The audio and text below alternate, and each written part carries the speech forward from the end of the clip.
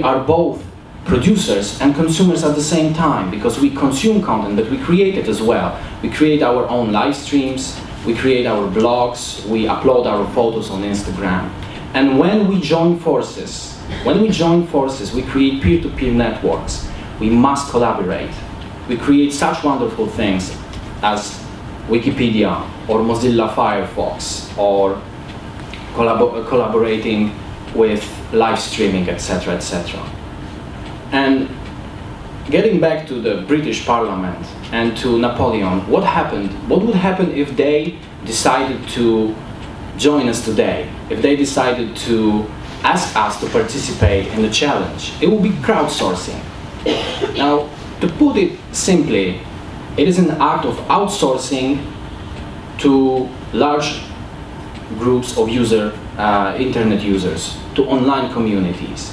We ask those peers to participate in our endeavors. Now, there has to be an initiator, an organization that has a task that needs to be performed. There has to be an online community, the crowd, that will participate in such endeavor. And there has to be, or maybe the scheme will help, there has to be an online environment, Web 2.0, social media, that will allow this task to be performed and to contact the initiator. And finally, there has to be a mutual benefit. See, Napoleon and the British Parliament, they received what they were looking for. They solved the problem. Actually, they received the solution. Now, the people who participate need to find a benefit in it as well. Some will find a prize in form of money, some will find fun, some will find a chance to test their abilities or meet new people.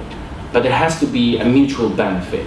I divided crowdsourcing into two types that are quite different. I wanted to distinguish them. First is MicroTasking. You can call it MicroTasking. It involves large projects divided into smaller chunks of work, of tasks, that can be distributed online to many internet users who can perform it easily, because it doesn't require any specific skill, any specific knowledge. We all can perform it. Now, NASA is one of my favorite organizations as far as crowdsourcing goes. They are really masters at it. And this is a great example of microtasking. I think you are all aware that recently NASA has discovered a few new exoplanets. But soon before that, they invited all of us to participate in it. They invited all of us to discover new exoplanets. See, they have tons and tons, I mean millions of images taken by space telescopes. And computers are not yet capable of finding certain objects on noisy images, such as brown dwarfs or planets. So either you can ask a researcher or scientist in NASA to browse through millions and millions of pictures, and they did that, and they failed, because it takes so much time. It's time consuming. Or you can crowdsource it. You can create it in form of microtasks. You can ask people like us, citizen scientists, to participate via a website, special website, and work through those images and look for the objects that might be interesting to you and to NASA. And it does work. Now, moving on to a different form of crowdsourcing, let me remind you of Napoleon and the British government. They didn't look for simple tasks to be performed by anyone. They looked for creative solutions to creative problems. And this is where microtasking comes in. Imagine, again, NASA. NASA is asking us, all of us, through a open request for information, what they should send to the moon between 2017 and 2020 in order to further the research of the moon's surface and exploit the possibilities for future space exploration using the resources that are there. Now, this is what I meant by that crowdsourcing is flexible. Formally, we can all participate, but I don't think that any of us could have any idea what they could send. So, space community will participate, but they don't want to make it too wide, because there might be some of you who have a brilliant idea, and they are open to it. And finally, one of the most famous crowdsourcing experiments regarding security was conducted by DARPA in 2009. And DARPA wanted, it's like inception of crowdsourcing, because there were two types of crowdsourcing happening simultaneously on two different levels. So DARPA was MicroTasking. DARPA wanted to generate ideas regarding the use of real-time communication in times of crisis, such as natural disasters. And they scattered 10 red balloons across the United States and asked the participants to come up with an idea how to find them and issue the answer to the DARPA.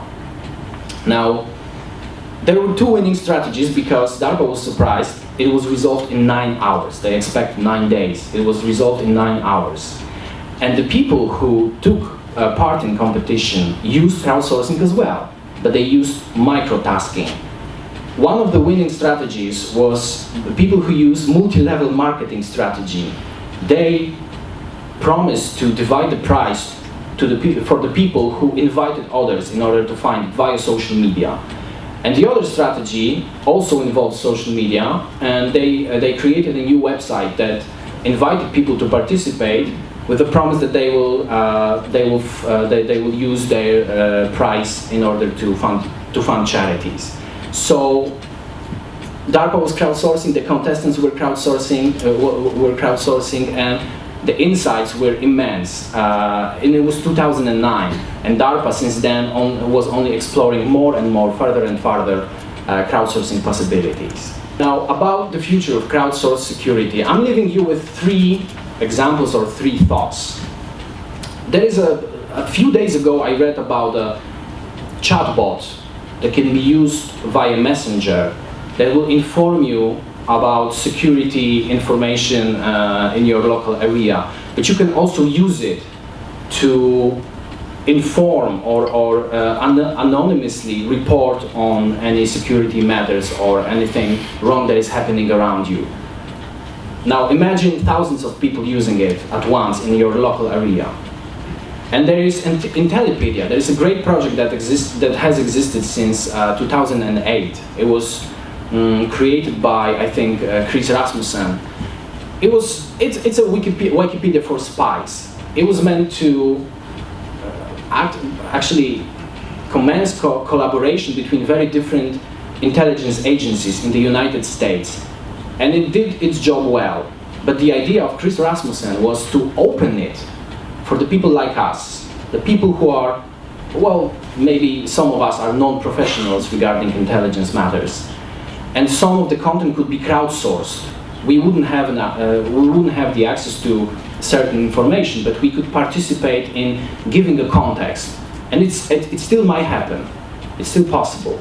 And finally, like Hack the Pentagon, there is an opportunity for government to create state-sponsored security hackathons. We can invite those who hack us. We can invite the crowd to test our vulnerabilities for a prize. And it does work. It's been proven that it does work. Thank you.